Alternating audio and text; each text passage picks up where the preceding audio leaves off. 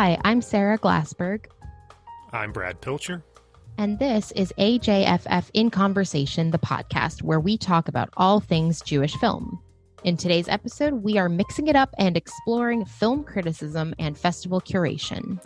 As we enter into what would traditionally be the window of major fall film festivals and early awards season, we thought what better time to take a peek behind the curtain and explore where AJFF fits into the larger landscape of film festivals. And more specifically, how do we at AJFF build our lineup of films each year, drawing from what other festivals are doing?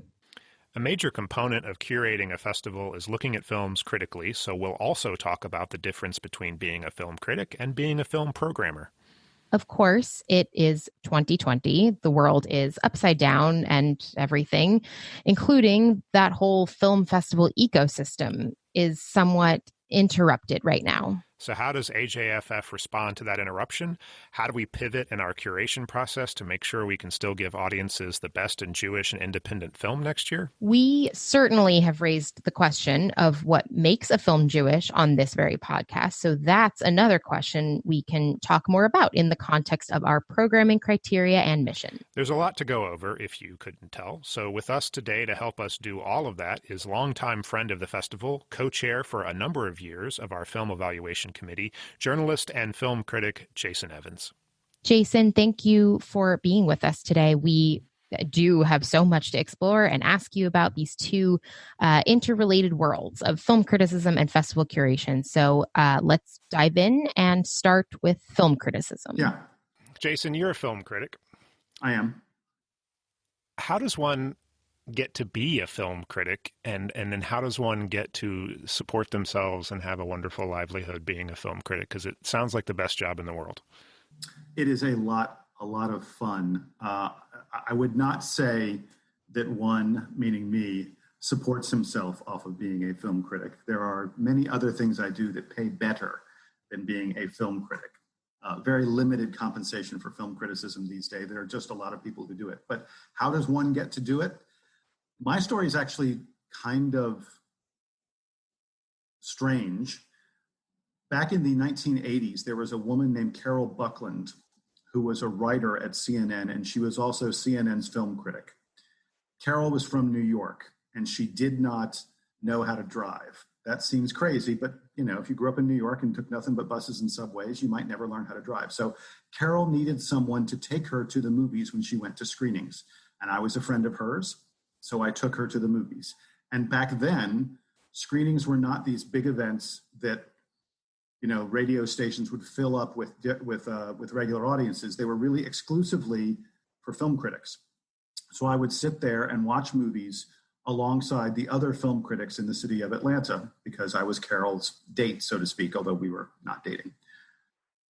As a result of that, when the movie would end, I would start chatting with these people about what we'd seen, what we thought about it. I was just in my teens at the time. I was 16, 17, 18 years old. So then when I went off to school, I went to Duke University. I started writing about films for the Duke University newspaper because there was no one else who had much experience at it. And it's just sort of evolved from there. I think you do have to see a lot of movies. I see well over 200 films every single year. Some of them as a film critic, some of them as just someone having fun, some of them involved with the Atlanta Jewish Film Festival. But I see over 200 movies a year because seeing movies is the way you're able to really tell what's good and what's not. It's just a matter of gathering a ton of experience. And then the other part of it is the history that you get from seeing those movies over many years. I don't think I could sit down right now if I hadn't seen any movies in 10 years and be a good film critic.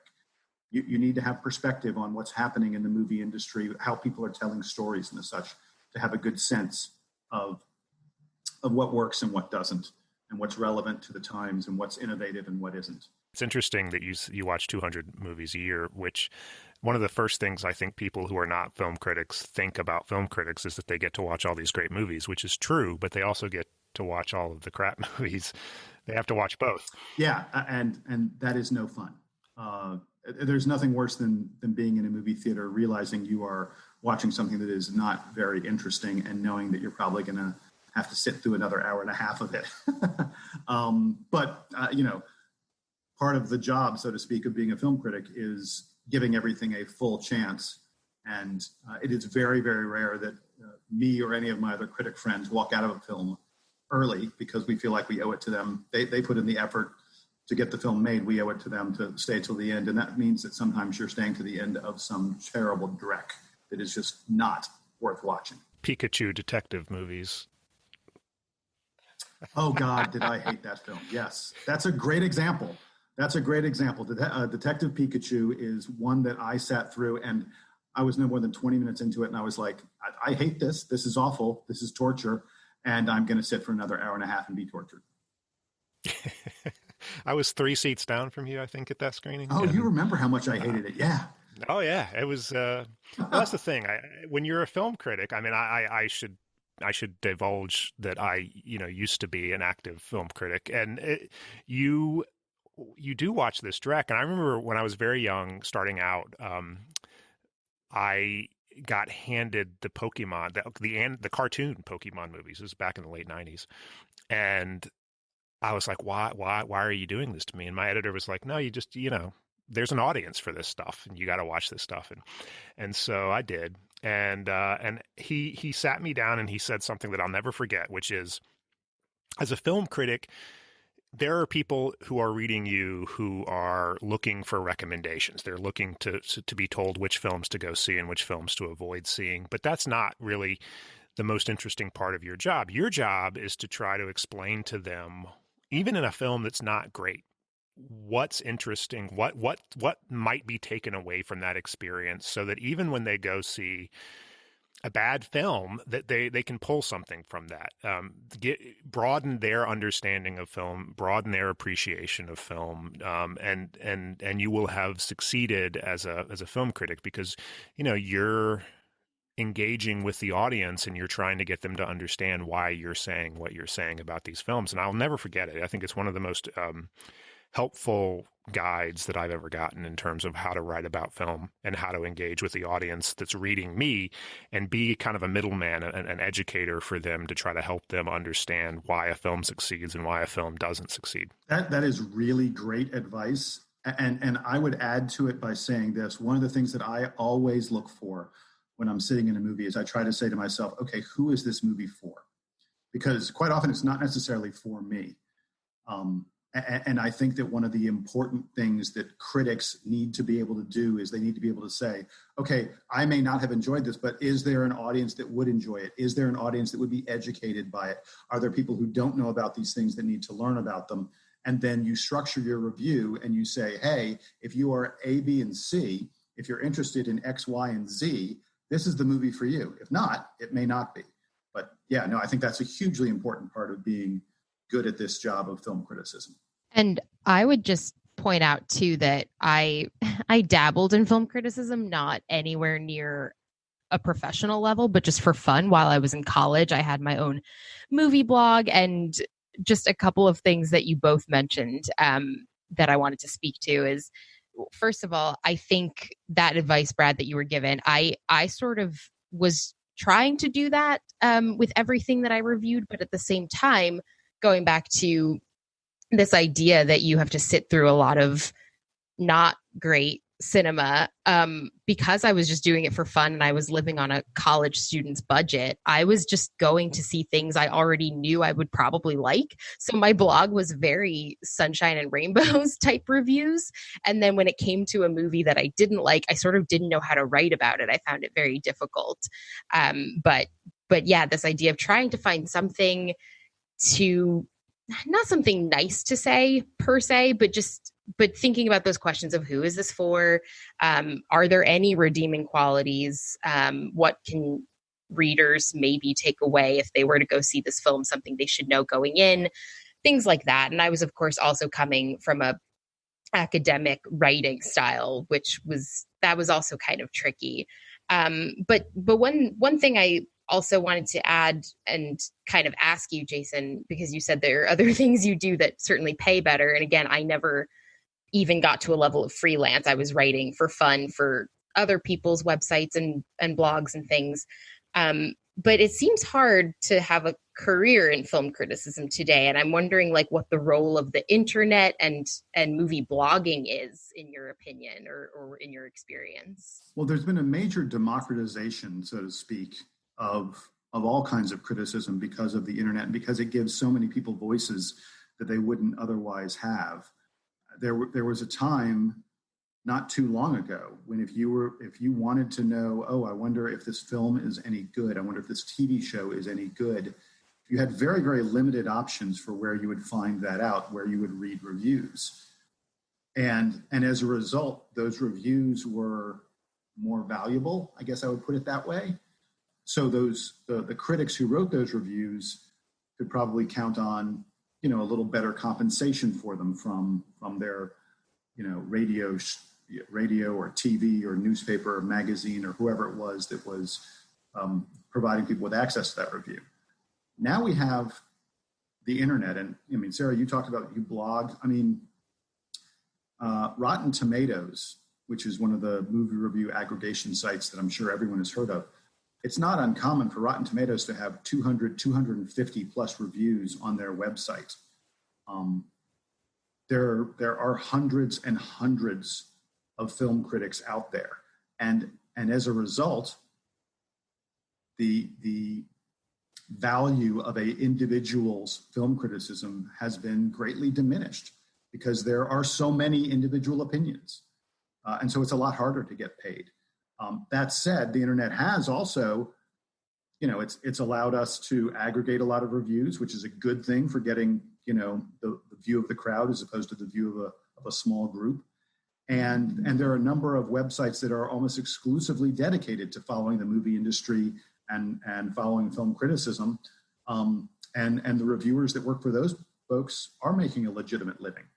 There's some of them that are here in Atlanta who have national and even international followings. Sometimes I'm sitting next to a guy who, or a gal who is writing a review that's going to be read by people in Hong Kong, or who knows where else. So the internet and these modern times have both made it more difficult to really get noticed and get compensated, and they've also made it so that your words can carry farther than you ever might have possibly imagined. It's a weird dynamic, actually, how much you mentioned those sites that are out there, Collider, /Film, and they're great sites if you are a film fan, if you are someone who's, really enthusiastic about film franchises and wants to follow casting rumors and, when the trailers drop and really just want to dive deep. You have these wonderful outlets for that, but it feels very much like that's just an extension of the marketing campaign now. And you're not necessarily, a lot of what gets written on those sites is not thoughtful film commentary. It's just kind of like a trailer dropped. Here's some photos from the set that we managed to get. There's a rumor that this person may be cast, but we don't know yet. And what would that mean for the movie? And it's all just kind of talking about the marketing engine of these film franchises.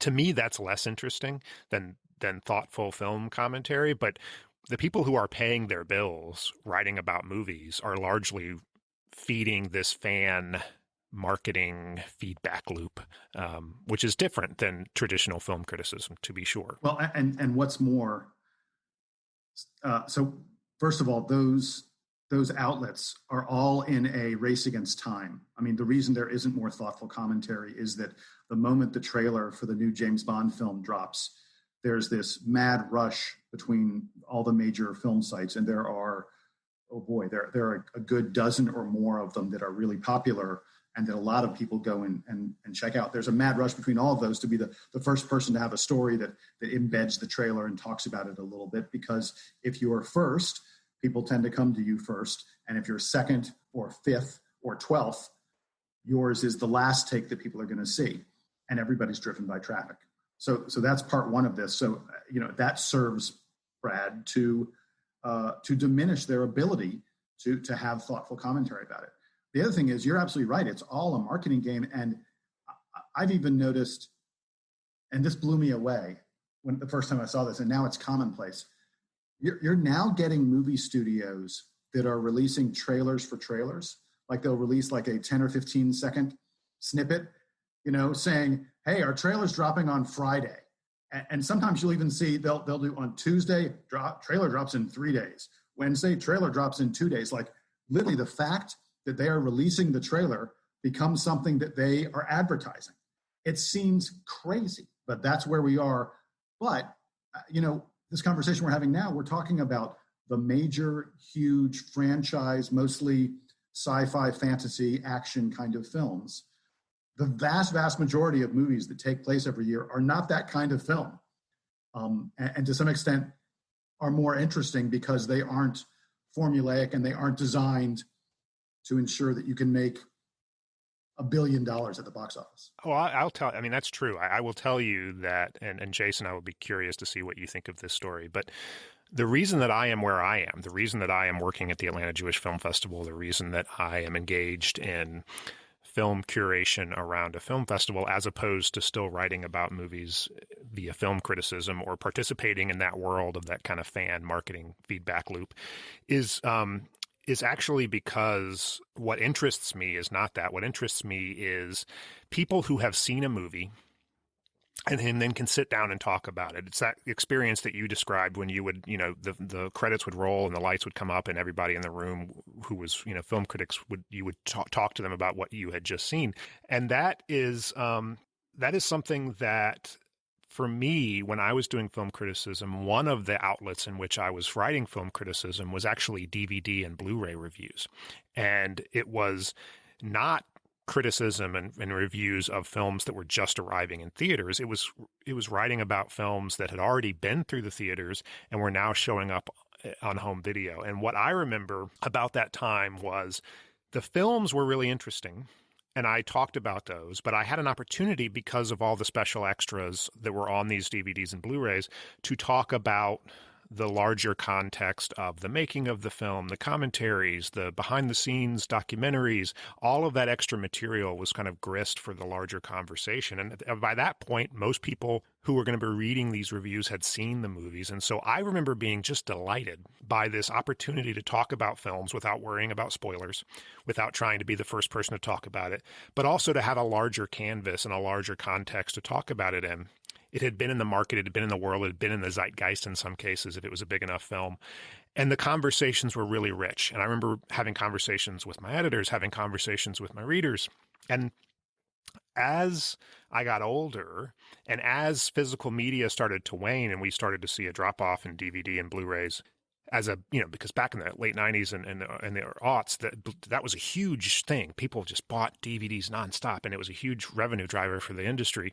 But that kind of tailored off. And I realized at that point that the only place I could go to have that broader conversation and create an environment where that broader conversation could exist was film festivals. So I made a sort of conscious choice to transition away from film criticism towards film curation. And to me, that's why I'm where I am. And Jason, you're not just a film critic. You are also a multi-time chair of our film evaluation committee. So you get to wear both hats to some degree. I'm curious what you think about that concept of that film curation, film criticism, the discussion and the context of how people receive criticism and explore the discussions around the films. So before I answer that, can I go back and say one of my first paying film criticism gigs was like yours. It was reviewing DVDs for CNN. I was CNN's guy who wrote about and appeared on air talking about DVDs and Blu-ray discs and all those other kind of bonus features. And I too loved it. And I'll tell you the thing I loved the most was the deleted scenes, because I loved looking at it and thinking, okay, why did the director make the choice not to include this? What would it have done to the film if they had included it? And I just thought that was really fascinating. We could have an entire conversation about there are some great deleted scenes that I think really would change your view of movies that we don't get anymore because we don't get those. We don't get DVDs just in the way we used to. It's sad. It's a pity.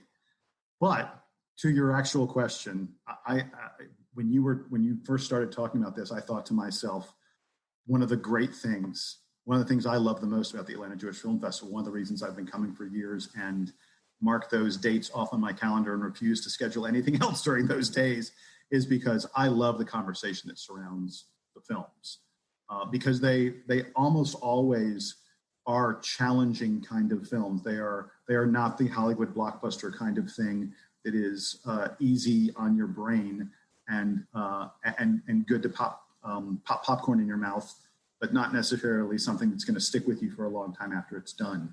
They tend to be the kind of films that when you walk out, you want to turn to the 5, 10, 20 friends that were at the film with you and have a discussion. Why did she do that? Why did he go there? And that's one of the best things about the Atlanta Jewish Film Festival. It's something that I've missed in recent months when we haven't really been able to go to the theaters, because that's the kind of thing that I would do with my film critic friends after movies would end. We walk outside and we all talk about what we liked, what we didn't like, what choices were made and what worked artistically and what didn't. And we haven't been able to do that. And it's really sad. I'm trying to remember. You were asking me something about film curation. And I went off on tangents and I've forgotten it now. What was that again? Well, I'm going to ask it again, but I'm actually going to pull Sara in here because I want to ask her this question too. Because Jason, you're a working film critic. You're also, like I said, a longstanding co-chair of our film evaluation team that sort of helps us filter through the hundreds of films that get submitted. But Sara, you do this podcast with me, but the bulk of your day is spent finding films, talking to distributors, hunting these films. I'm curious how both of you think about film curation as a process and what criteria you kind of use and what kind of filters you put on your own process as you go through your work as a film curator versus a film critic. Are they different? Are they not different? What is the thought process? And I'm curious what both of you think about that. Well, on one very very basic level, right? Because we are a Jewish film festival. And I think that's something that we can obviously get into a lot more today in this conversation. What does that mean? Are we at kind of a niche festival? But regardless, I think every film festival has a mission statement, however broad, however specific. And so, again, on a very simple level, a lot of my work is just combing through all kinds of sources online to find films that might in some way be Jewish. And on this very podcast, we talk about that a lot. What does it mean for a film to be Jewish? So I have my own personal criteria when I'm looking for things. It takes a lot of watching trailers, which is something that I love. I'm a huge, going back to, it's funny that you were talking about the trailers for trailers. Like, I'm a sucker for that, honestly. So it's a lot of research and it's a lot of repetition in my own head of what are we going for? What is our mission? Who is our audience? And as Jason said, with our festival in particular, it is a lot about sparking those conversations. And, the other aspect of my job too is on the guest speaker side of things. So we love to have someone introduce a film or speak afterwards to kind of give some context or to kind of let people process what they just saw.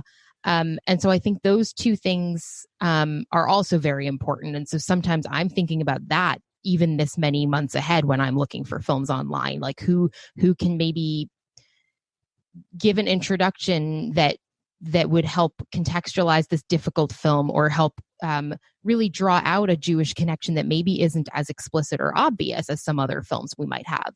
So I hope that kind of answers your question, but essentially I just have a lot of criteria in my head, some of which is sort of self-imposed and some of which is written in our mission statement. And as you said, it's a lot of conversations, asking questions. Is there a Jewish character in this? Is there a Jewish subject or historical connection or theme in this documentary? It's those questions that I'm asking while doing research. It's those questions I'm asking while I'm having different conversations.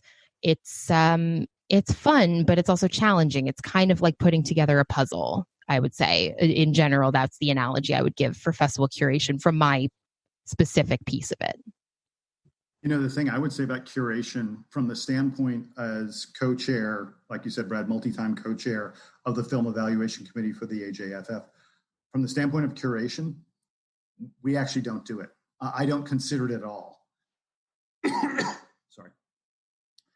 And I know that may seem really counterintuitive, but I consider our job to be taking the 600, 700, 800 plus films that are submitted, that are under consideration for the AJFF.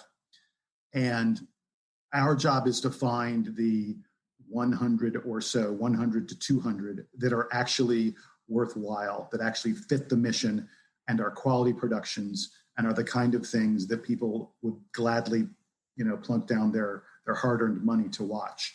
The curation, the putting them together in a certain order, highlighting them in different ways, using different films to play off against each other, guest programming around the films, all those kind of things, I consider that so separate from the process that we're doing that I don't even think about it. And it's interesting because there are members of the committee who do. There are plenty of times a member of the committee will say, hey, this film would work really well with this other film that we saw a few weeks ago. And last time when I hear that, I want to say, like, wait a second, you're leaping ahead in the process beyond what our mandate is. Our mandate is find the ones that are high quality and that fit the AJFF mission. And so I will freely admit curation and, like I say, putting it all together. I leave that, Brad, to you and Kenny and some of the other folks who specifically focus on that. It's just not something on film evaluation that I can worry about, because if I worried about it too much, I might miss a great film that I might think wouldn't fit, but actually does. Does that make sense? Yeah, that makes perfect sense. And I think when I put on my curatorial hat, I'm very conscious of the fact that there is a process and that there is a it has to jump through certain hoops in certain order in order for us to ultimately program it at the festival. And it's not just, the first hoop is does it meet is it Jewish? Does it meet the mission? Does it speak to the Jewish experience in some way? And that is the lowest possible bar that it has to clear. And that has to happen first. And if it doesn't clear that bar, then you kind of don't care as much about the questions. Let me jump in really quick on that, because even though that is the lowest bar, that to me is quite often the most difficult part of the entire process. And that's quite often where we have the biggest fights. There are, every year on the film evaluation committee, there are films that I look at and I say, everything about this is great. It's high quality. We need to expose an audience to this. And someone else says, nope, it's not on mission. And it pains me when that happens. Last year, there was a film that had gotten a lot of attention at the Cannes Film Festival. I want to say it won like the best first-time director award or something like that at Cannes. It was about a young Muslim boy who becomes radicalized. It's a Muslim story. It is not a Jewish story. Now, he becomes radicalized and he hates a woman who's a teacher of his who is dating a Jewish man. That's the only Jewish connection of the story. I thought we needed to include it in the festival. It was one of the best films I saw last year. Not for the festival, I mean, in general, every film I saw last year, this was one of the best films I saw. But we didn't put it in the festival because it wasn't Jewish enough. But it pains me so much when that kind of thing happens. Yeah, I think that was Young Ahmed or Young Ahmed. I can't remember. Yeah, Young Ahmed was the title. Yes, Young Ahmed was the title. It's a French film. Pains me so much when we don't get to include those in the festival. Because they aren't on mission. And I sometimes think we've got to find a way to stretch the mission. But, for the most part, mission is the Potter Stewart standard. I can't necessarily tell you exactly what it is, but I know it when I see it. And I wish I could be more inclusive, but we can't quite go there sometimes. Well, Jason, just going back to a little bit what I struggle with day to day, and this larger question about what is curatorial about these different processes and these different steps in the process of putting AJFF together. I almost view a lot of my job as this weird pre-curatorial. Like I'm kind of seeing it as I'm curating potential films that then the committee would be able to look at and answer some of these questions. Sometimes I find a film and my instinct tells me it's Jewish in some way. There's a character. Maybe there was something subtle in the trailer I watched, etc.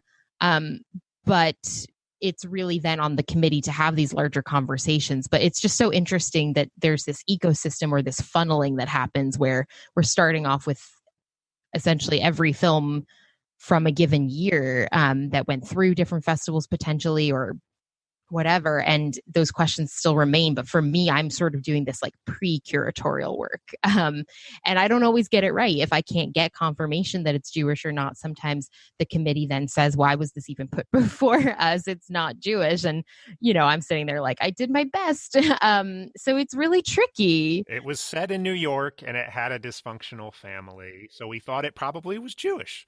Well, that's the other thing too, right? I mean, our mission, again, if there's some kind of Jewish sensibility, that's really amorphous and vague sometimes. So does there need to be a Jewish character? Like what? There's so many different levels, I guess you could say, of Jewishness that a film could have. And so for a festival like ours, it's especially tricky at every stage of it.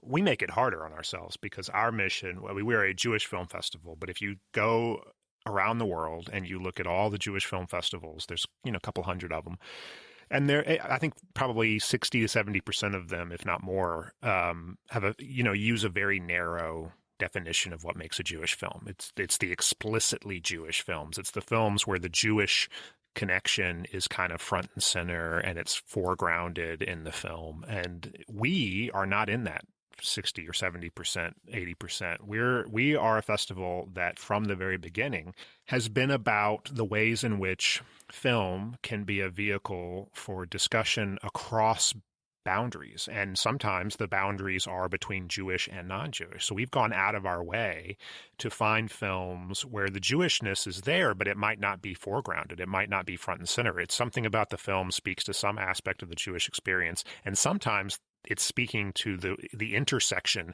of the Jewish and the non-Jewish worlds. And so you get films where the Jewish angle is a little more subtle, or the Jewish angle is minor, is secondary to the A story of the film. And so we make our jobs harder because then we open up these larger debates about, we get a lot more borderline films that we're talking about because of that. And, I'm proud of that because I think that's contributed to the richness of our programming, and it's also helped us build an audience that is broader than just the Jewish community, but it makes our lives more difficult. Yeah, you should try doing film selection. It makes film selection really difficult. One of the things I love, as long as we're talking about mission, one of the decisions that we have made is that anything from Israel, if it is an Israeli-made film, it is automatically on mission. And that may seem obvious at first glance, but there are films that we get submitted that are not about the Israeli experience. They are not, about being Jewish in Israel. They are a film that just happens to take place in Israel. And sometimes they are even films that aren't necessarily in Hebrew. And, they could be set anywhere, but they happen to be set in Israel. And I like that we say, no, we are a place where those films are welcomed and championed. Israeli cinema produces some very, very interesting, offbeat kind of stuff that, you would otherwise never have a chance to see these films. And it's something that I really enjoy. I'll tell you, I don't like horror films. I don't tend to watch horror films very much at all, unless I really have to, because I'm reviewing it, like a Halloween or something major like that. But I'm not a fan of that genre. But for some reason, I love the horror films that come out of Israel. We usually have at least one horror film a year, and for some reason, Jewish horror just really works for me. Sara is giving you the side eye for not liking horror films right now. Well, but the side eye is tempered with complete agreement, and I think there will be probably some discussion on this podcast about that very thing, right? Like why? Like I'm a huge horror person. So I completely agree, though. I think that when we get horror films, especially out of Israel, or a horror movie that's touching on Jewish themes, I think that is so unique and so interesting. And it's doing these things that are different from a lot of other horror movies coming out of other countries. So I agree with that part of it. And just going back again to the idea of making our lives more difficult for a second, what I was going to say also is that I personally also love that we have this somewhat broad scope of what we'd be looking for and what we'd be considering Jewish. And part of that, I think, is, again, that dialogue piece that Jason, that you were talking about. whether it's a debate of how or why was this Jewish, or hopefully what we do is we make different communities come together in the theater, come together to have this mutual experience watching a film, and those communities can have a dialogue with each other through the film. And again, I think guest speakers is certainly a portion of that as well, but I think that's why it's kind of important for a quote unquote niche festival to, at least for us, it's very important to have it kind of take a broad scope and have those questions lingering at the back of our minds, whether it's when I'm going to look for films to potentially consider, or Jason during the actual kind of selection committee process. I always like to hope that people are thinking ahead to at least that step, because I do think it's so important and unique.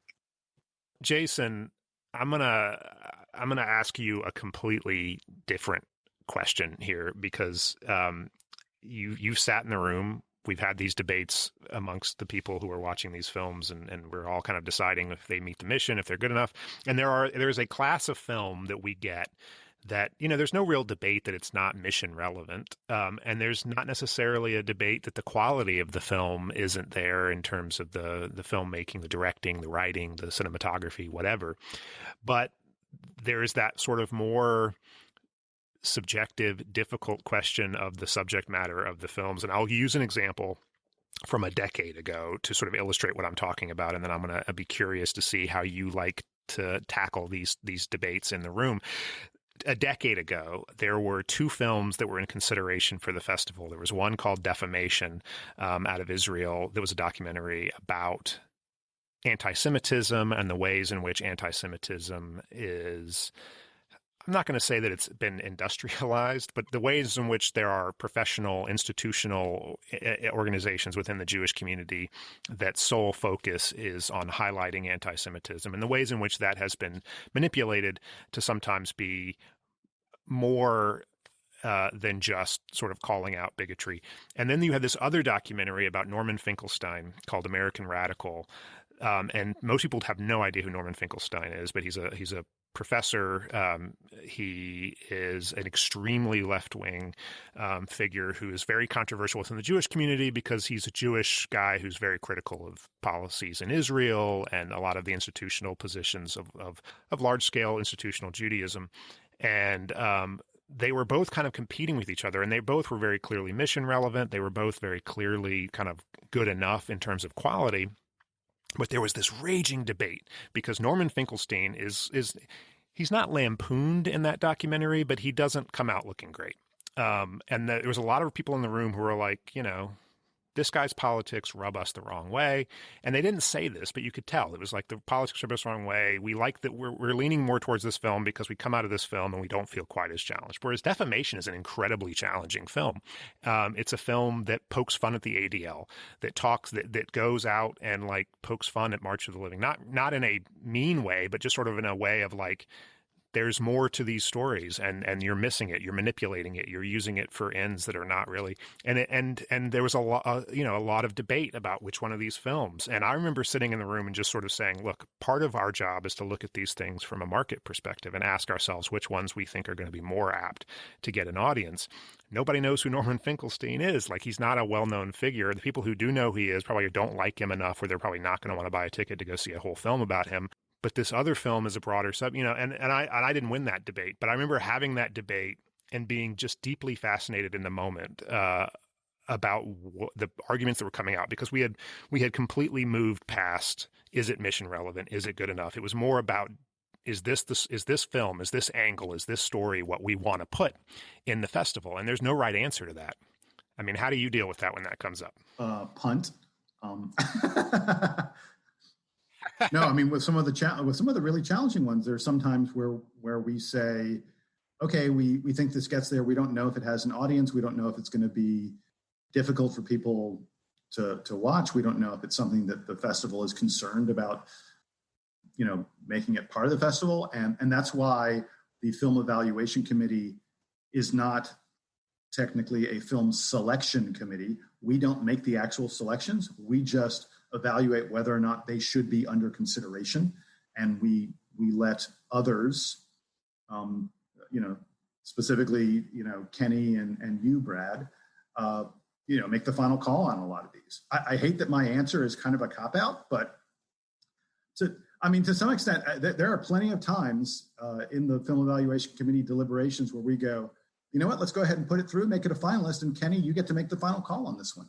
You get to, and the reality is that's not an abdication of duty on our part. That is a recognition that we don't have the full picture that you guys have when you are going to be deciding which of the finalists become actual selections for the festival. And by full picture, I mean, one of the things that throughout the course of our film evaluation process, we will probably have, 20 really good Holocaust films. Well, we're not going to put 20 Holocaust films in the festival. It would mean that we would become, rather than the Atlanta, we would be the AJFF, we'd be the AHFF.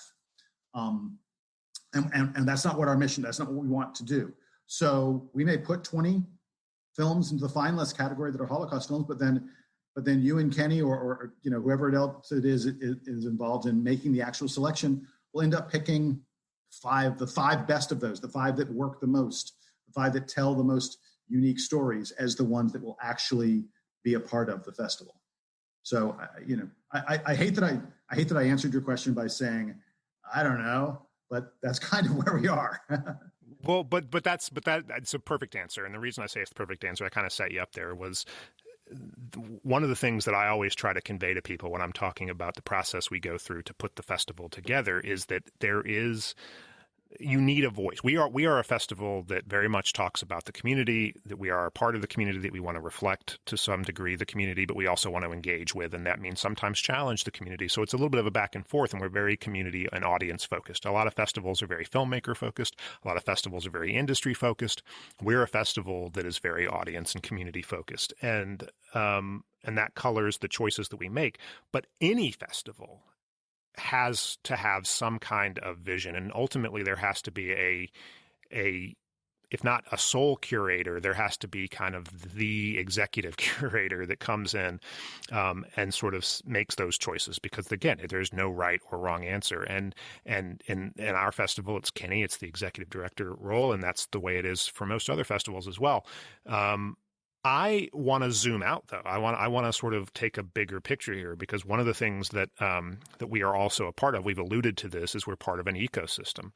There are other festivals out there, and this is where I'd actually ask Sara to sort of explain this a little bit, because right now the world is turned upside down. The Telluride Film Festival is canceled. Toronto is happening, but it's mostly online, and you can't really access it if you're not in Canada. Venice is actually happening right now. Mostly in person, but again, if you're American, you're probably not over there because you can't get there. So there's this weird dynamic this year. But in a traditional year, right about now, we would be looking at the Telluride Festival would be going on right now. Toronto would be coming up. Venice, we would sort of move into this season of the year where awards season really has kicked off and it's heating up, and we're going all out from now until the Oscars with all of these independent films. But we as a festival are swimming in that ecosystem, and we're looking for films in that ecosystem. So I'm kind of curious, Sara, maybe you can do it. If you can just sort of explain the process from the sort of research phase where we're actually like hunting down films that we want to evaluate, all the way through till you get to the process where you sort of evaluate them and then ultimately pick these films for the festival. Like, what does that process look like, and what does that larger ecosystem of festivals look like, and how do they play off each other? Yeah, I mean, I could definitely add to what you said, but honestly, you did give a pretty good overview of the ecosystem, perhaps not in an order of events, but there, as I said, I do a lot of the research, not alone by any means, but we do look at what these other festivals are doing. And part of this too is a lot of distributors or filmmakers might want their film to premiere at a particular film festival. And then that opens up a conversation because of when our festival falls in comparison to those other festivals. So there is a lot of back and forth, but essentially, and then there's the other piece of this too, is that, of course, there are films that go to these festivals before they have distribution. So just kind of honing in on that piece of the ecosystem, a lot of these festivals, as you said, are a little more industry focused. And what that often means is that distribution companies are looking at films to take on. And then sometimes when it's time for our festival, we do have films that have distributors, and that's who we would work with. Sometimes it's a film that still doesn't have a distribution deal in place. So the order of events isn't always so kind of clean cut, if you will, but that's a big part of it. And then, of course, yeah, as you said, these fall festivals are really big in general. They have these awards that are given out that tend to be the markers for what might win Oscars. So that's another huge kind of piece of what film festivals, especially at this time of year, are doing. And yeah, as you said, I can't think of a better way of wording it than we are kind of swimming in that. So it's a lot of conversations, it's a lot of research, it's a lot of it's complicated, right? And as you alluded to also, there are a lot of different roles in play. There are the distributors, there are the filmmakers and producers, there are film critics, again, right? Sometimes we get film reviews out of these festivals months, if not years, before a film actually makes it to commercial theaters, because that's comes long after they've gotten that distribution deal. So it's complicated. I don't know if Jason, if you have other insights beyond that explanation, but that's kind of from my view of things. So I think one of the really interesting challenges that are presented right now is not just in finding the films, which Sara does an amazing job of, but one of the challenges is just the way people are consuming the films. And by that, I mean, we were talking about these film festivals that are trying, some of them are trying somewhat live, but mostly online. Some of them are exclusively online. People are consuming films in their homes, on their computer screens, on their TV screens. And that is such a different kind of thing from sitting in a darkened theater. One of the challenges that we've had as a film selection committee, film evaluation committee, is we usually, a fair percentage of the films that we evaluate, we have a special screening room where we see them, and we all get together as a group, and we're able to watch these films. And we're obviously not doing that right now because it wouldn't be safe. It wouldn't be prudent to do such a thing. There's just, you consume a film differently. You view it differently when you're not in a darkened theater. Something like a comedy. We've had a real problem with comedies because when you're in a film in a theater and everybody around you is laughing, you tend to laugh more. You tend to feel more open about laughing out loud. You appreciate comedy when you hear others laughing at it as well, versus being at home with headphones on and the dog barking at the back door, and suddenly you miss the joke, and so you think the movie's not funny. It actually was really funny. It was just that you weren't in the position to actually catch it. And that's true of a lot of different films. And these film festivals, yes, they're trying to go on. We're going to try to go on. We want to provide this content and perspective to our audience, but we're all sort of grasping at straws, so to speak, to figure out how our audience is going to consume the product and how it's going to change the product, that we're consuming it through smaller screens and not through the same kind of setting. It's just a huge unknown. Look, there are 1,050,000 unknowns during this pandemic, but in our little part of the world, it's an unknown that I don't think any of us have the answer to at this point. Well, it's interesting to have that conversation because it sounds a little bit like we're clutching at our pearls. Because of course people watch stuff at home. They watch stuff on Netflix. They watch stuff, a lot of people, don't bother to go to the theaters in the first place. They just wait for the movie to show up on streaming. And so what's the big deal? But one of the things that is important to remember about film festivals is that even the festivals that are major industry festivals that are designed to be essentially shopping markets for distributors to come through and buy up these films, or if they're not shopping markets, they're opportunities to sort of launch a film into awards consideration. So there's there's an audience there, there's an artistic component, but there's also a strong commercial component to them. Even those festivals, they all share something, which is this belief that bringing people together, a bunch of strangers into a room, turning off the lights and just giving them a completely immersive shared experience where they're not on their phones, they're not being distracted by everything. That is special, and that has a power that is not necessarily analogous to the experience of watching movies at home, even if you're watching them with a group of friends or family. It's different. And we firmly believe in that. One of the things that I always like to talk to people about is they always say, well, why didn't you do this film? Or why didn't you do that film? And I always tell them it's not really in our control. I said, we're not an industry festival. We're not a Sundance. Sundance doesn't pay screening fees. Anybody who's in Sundance is just thrilled with the opportunity to be there. And they probably don't have a distributor yet, and they're looking to get bought. So the economics for Sundance are different. There are films that we've wanted that we've lost out on because they were holding out for a world premiere at Sundance, and Sundance requires you to world premiere. They won't take you if you're not world premiering there. We're a festival that is purely about the films and the audience, and there's no one's coming to AJFF to buy. No distributor is coming to AJFF to buy a film, and that makes us kind of pure in that sense. It gives us a chance to sort of say, we're just trying to find the most interesting, the most compelling, the most well done, world-class independent films. And we're trying to put them in front of an audience that will appreciate them.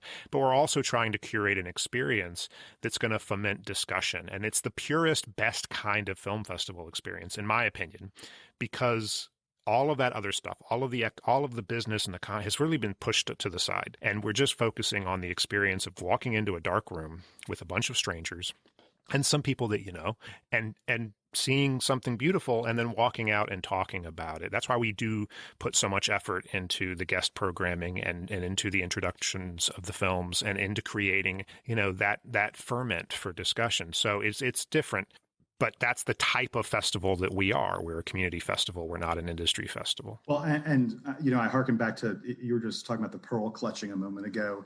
The thing I immediately thought of after that, and you were just making this point, but I'll reiterate it anyway, is as we bring this whole thing full circle to where we began, the conversation after the film. I mean, I talked about that's what got me into being a film critic. The conversation after the film is what I love the most about the AJFF. We have great movies. We have amazing movies.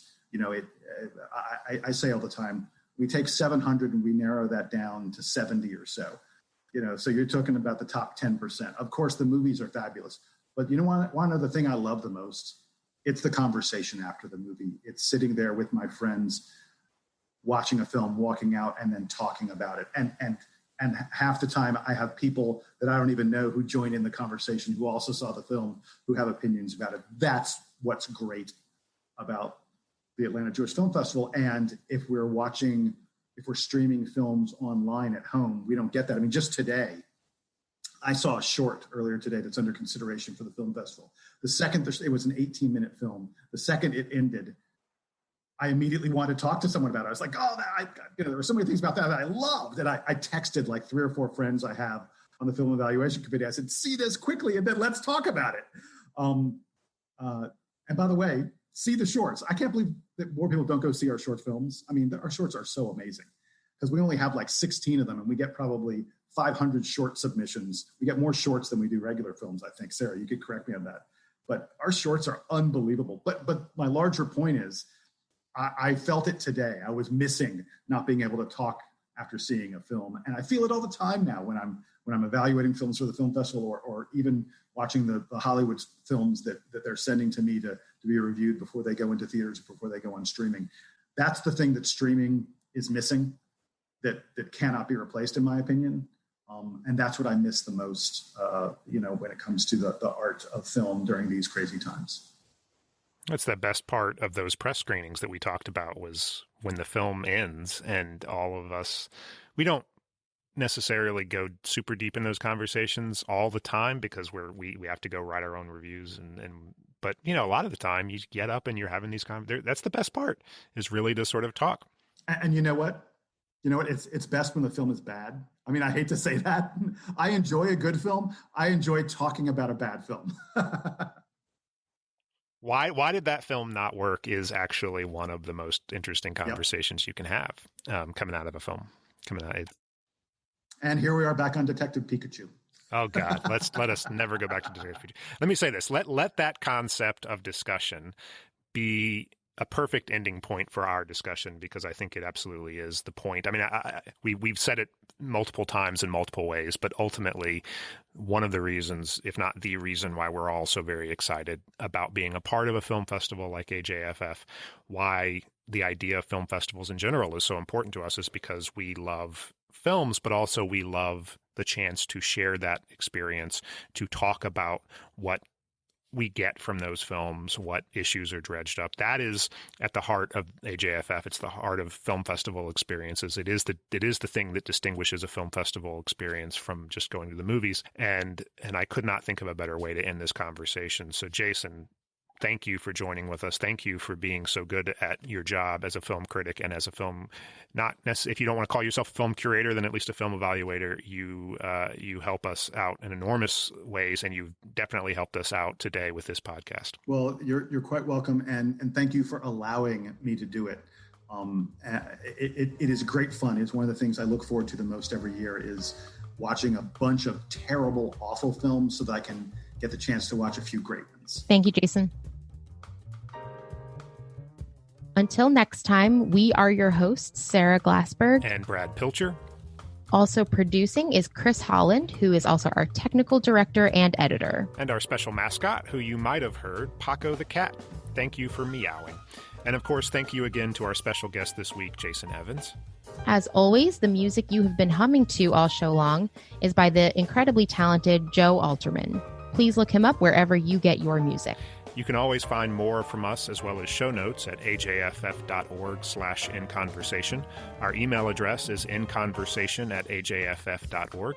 Drop us a line with questions or comments, and we just might answer in a future episode. Don't forget to subscribe in your podcast app of choice, or check out our YouTube channel for new episodes. Give us a rating, a review. Every little bit helps. We cannot continue to do this podcast or any of our other digital programs without your support. So if you're willing and able, please make a donation at ajff.org/inconversation. And of course, please tell your friends about the show. Until next time, goodbye.